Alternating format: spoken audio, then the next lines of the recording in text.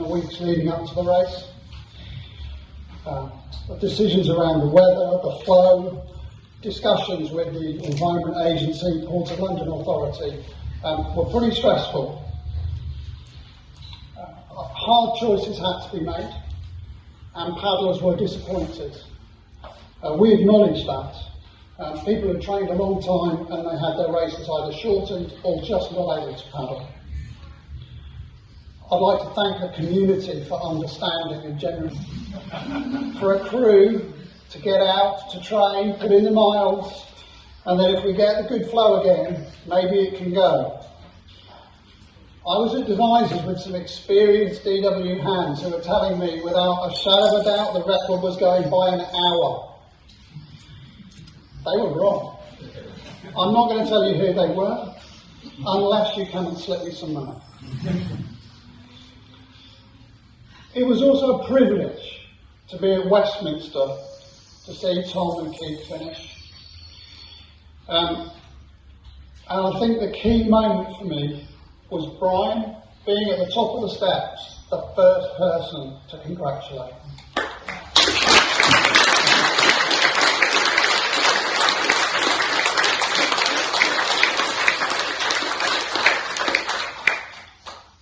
I'm going to finish with some more thanks, really. I've already mentioned the organising team. There are lots of people in that team that do hidden roles. You don't see them over race weekend. They're doing stuff in the background. They make the race happen. All kinds of trivial things, letters of permission, organising toilets. Not sending them to America. I also thank my fellow directors that supported us over the weekend. Again, without them, the race wouldn't. In the build-up to the race, you paddled together in 77, 78. Did you think you were going to break the record? No, I don't think we ever really started looking at breaking the record. We had a few different schedules that we would race to, and depending on what happened on the day, we would just try and stick to the schedule that suited the conditions. But I don't think we ever really went out in advance to break the record. Yeah, much the same as I just went out when we could, and records just came upon us. Just before we do other questions, thanks very much, James. It's really an honour and a privilege to have been invited here for Brian and I, and thanks for supporting me to come from South Africa. The DW has been a big part of my life for over 50 years now, and it's really a pleasure to be here.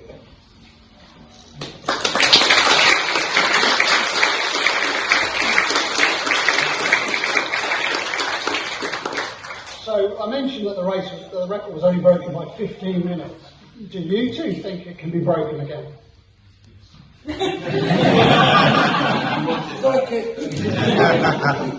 I think it's easy to get under 15 hours now.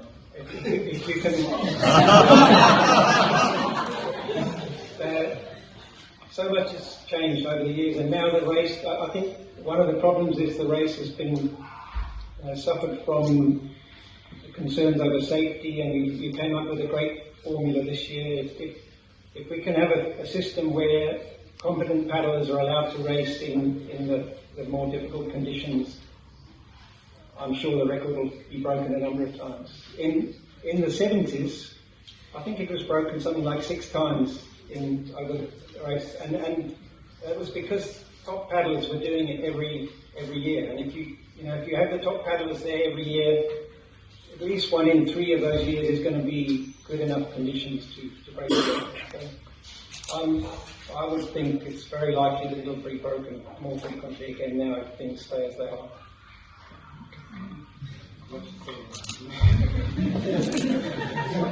Okay, I'm going to open it up now. So who's got questions? Come on, someone must have a question. Put your hand up. They've got a microphone too. We can roll around. Tim. I sit on the sidelines of all this paddling lot. But I watch it and I see K1s and K2s, C1s and C2s. Has ever a K4 race That's the first question. And then the second question is, should they be allowed to race?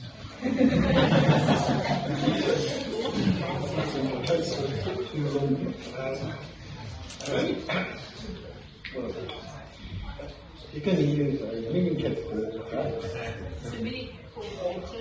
Auditing a K4 77 times is going to be quite a challenge, I think. But that's the idea, isn't it? To have a challenge. It's tough on the tall guys, because all the weight goes to the two tall guys, and the shorter guys don't have to carry it. The other thing is when you do a long run, you get a lot of friction.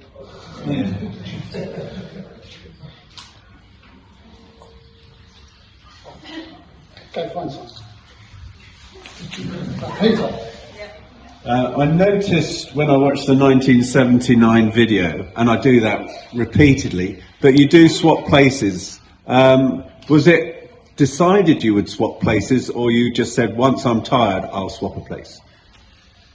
No, it was decided, not the exact position, but we used to aim at swapping about every two hours. Okay. Yeah, thank you very much. I'll keep that in mind.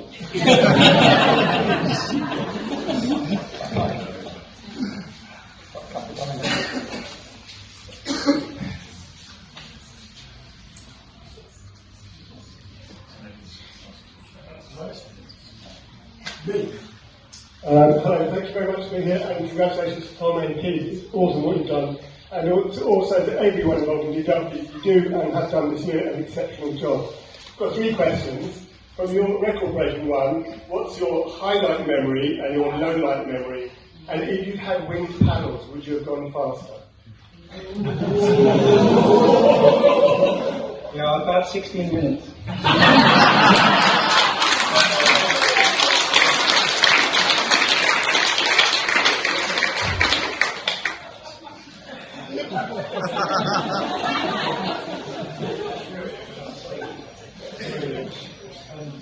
Sorry, just repeat the question. So what was your highlight and what was your low light? What was the worst period in the race for you and what was your best memory from the race? That's really too long ago to me.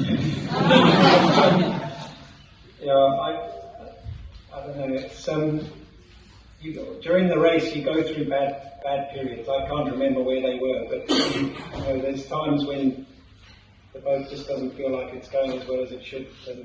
But getting to the end and seeing the clock, seeing Big Ben clock. I mean, we paddled the race almost totally in daylight. We started at 7 in the morning, and by the time it was getting dark, we were in the lights of the London area. So we seeing the clock at the finish was just a thrill to see we'd done such a fast time.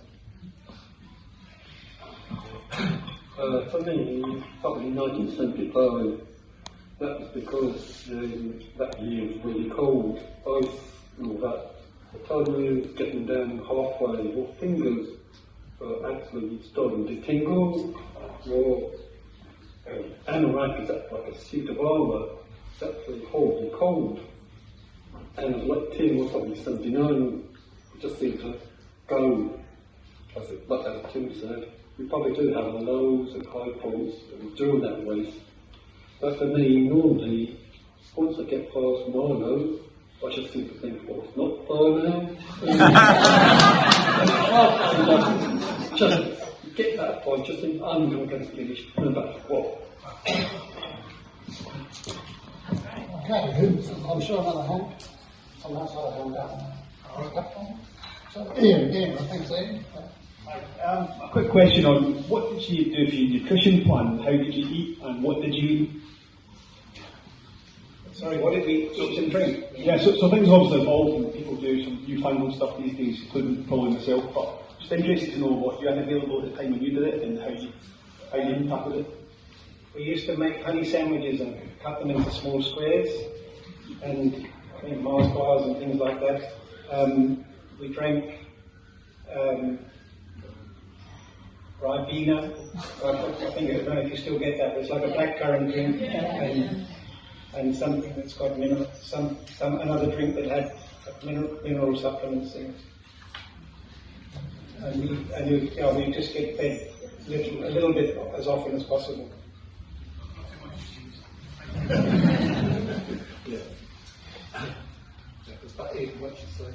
One thing I noticed later on, I raced with Robin Belcher, and he suffered with a stomach upset the day before the race and hadn't eaten. When we started the race, he hadn't really kept any food down for about 24 hours, and because of that, we didn't think we were going to get very far at all, but because of that, from the beginning, we started eating at all the bridges on the first pound. We would sort of come into the bank and take food, whereas previously I'd never really started eating until much further into the race. And I think that race was the first time I'd really felt strong the whole way without really going through a bad patch. And I put it down to that sort of forced eating early in the race, rather than getting depleted and having to fill up afterwards. Thank you. Anybody else? Do you plan on breaking the current record? Yeah, so have you got plans to get back in the... I don't have any of those plans. My mind still thinks I could do it, but my body knows that it can't. Yeah, we did have a conversation on email. I was checked if we do a pub crawl.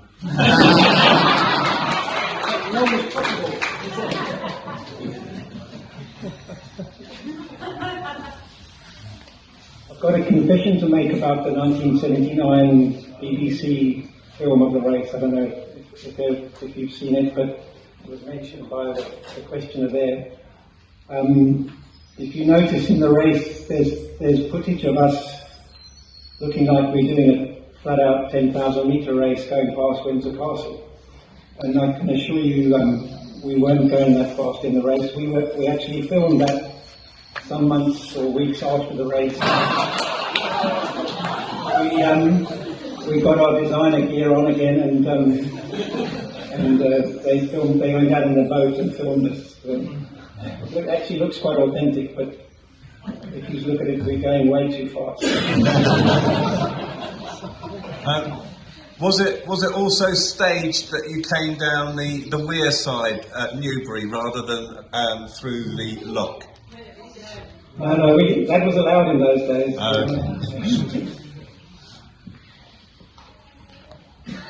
Okay. On that, all of the small nuances, for example, I think you shot County, you shot this one. You keep accusing me of that. But we now have the four-ported Dreadnought, and we have the benefit of hard surfaces, so there's positives and there's negatives on both. On balance, where do you think it lies? And this year we have the addition of the portage underneath Windsor Bridge, so their record should be another 3 or 4 minutes or more quicker. It has the ability to get. So, yeah, what do you think of the changes? There's so many different things. It's really, really hard. Personally, I think the record should have gone long ago. There's been some amazing performances before this one. This one was obviously a really good performance as well, but there's people that have been, the guys who broke the record when the race was cancelled was obviously a good performance. I forget which one, but one of those paddlers was also in a boat that came 2 minutes outside the record. And so that guy must consider himself extremely unlucky. The race was cancelled and then he missed it by 2 minutes. And then the Wells brothers was also an amazing performance where they were only about 3 or 4 minutes outside the record in much lower conditions. But yeah, the variables are just so much. I mean, the equipment is better now. We can have wing paddles. But as you say, there are things that have been brought in that slow down the cruise, and also have changed you can't do the daytime run that we did now. That must have been worth a lot of time. So I wouldn't like to say which is the best, but when you look at the fact that it lasted 44 years, must be worth something.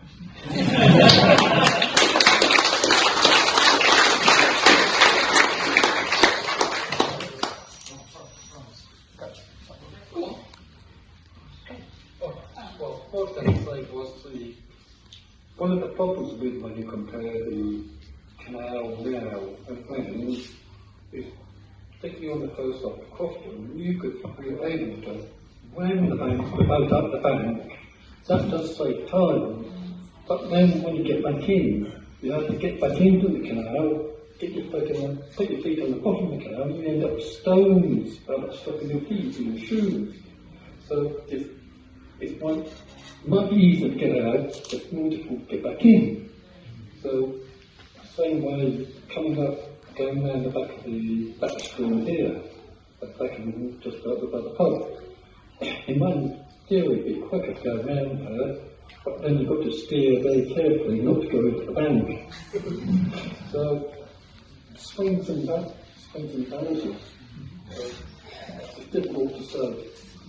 Having said that, what Tim said about the wings, when you look at a lot of the paddlers these days, okay, not Tom and Kit, but a lot of ranking ones, I personally think the wings are a waste of time because they're simply not paddling properly to use them. You could use them, or you could just use an ordinary asymmetrical blade, and they'd be just as quick. Thank you, Brian.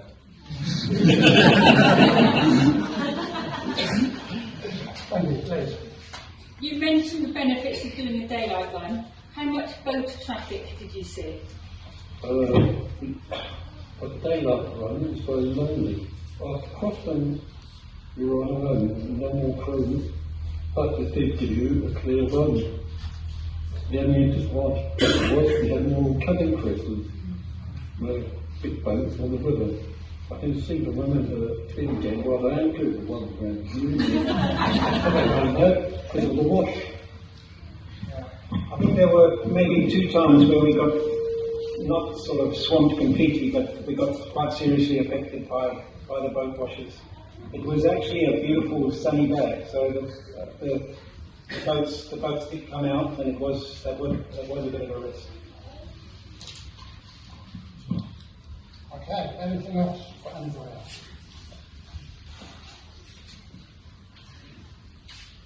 All right.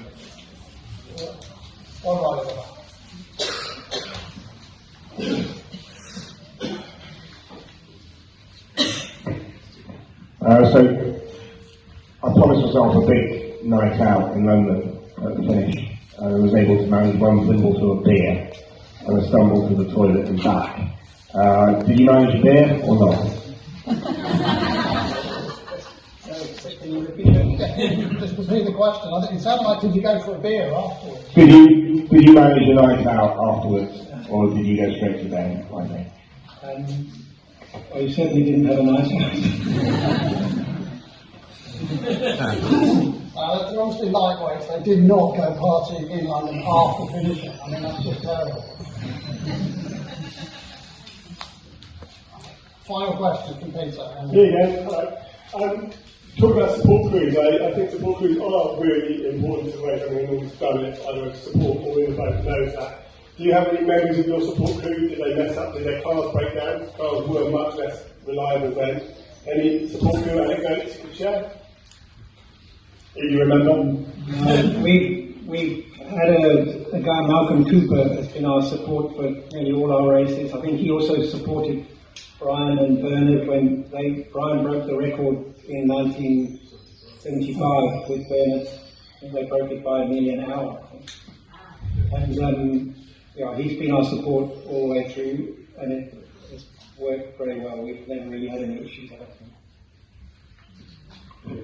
I think about Malcolm Cooper, there have been quite a few pictures of us running from Malcolm and I think Jim Wasserton.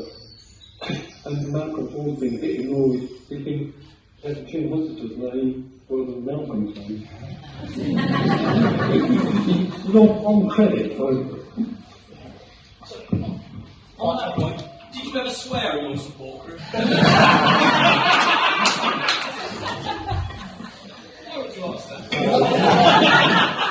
very leading and personal question. It's not so much in the swearing as sport crow, it's more like sport crow give me a fakir. Basically, I was in 75 when I did it with Bernard Herod, and Bernard's wife Janet did all the food. She didn't bother to ask me what I did like and didn't like. And so I cropped them just off the mouth. I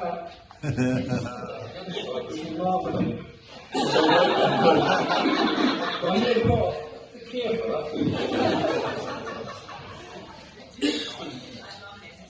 Generally, does he swear in the store? No, I don't think so. Okay, thank you very, very much, Franklin.